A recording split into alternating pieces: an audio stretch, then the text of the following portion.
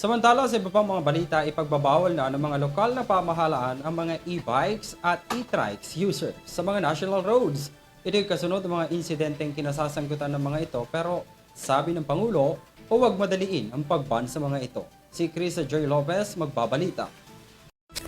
Hiniling ni Pangulong Marcos Jr. sa Metro Manila Development Authority at sa lahat ng lokal na pamahalaan sa Metro Manila nang bigyan pa ng grace period ang mga gumagamit ng electric bike at electric tricycle sa mga national roads sa National Capital Region.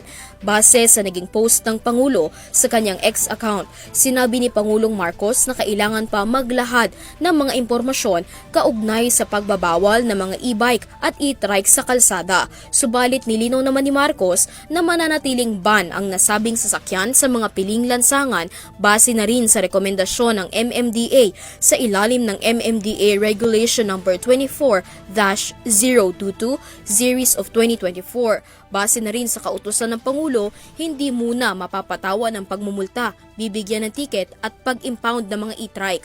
Noong Pebrero, inanunsyo ng MMDA na maaaring magmulta ang mga mahuhuling lalabag ng 2,500 pesos. Ayon pa sa rekomendasyon ng MMDA, required na rin ang pagkakaroon ng lisensya para sa mga magmamaneho ng electric vehicle sa national road. Kung bigong makapagpakita ng lisensya, maaaring hilahin o ma-impound ang naturang sasakyan.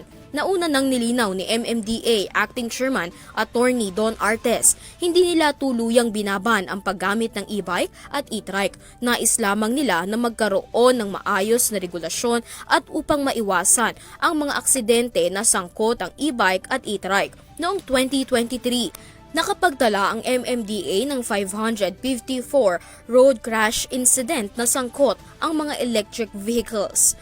Para sa EuroTV News, Criza Lopez, sumasaludo sa bawat Pilipino.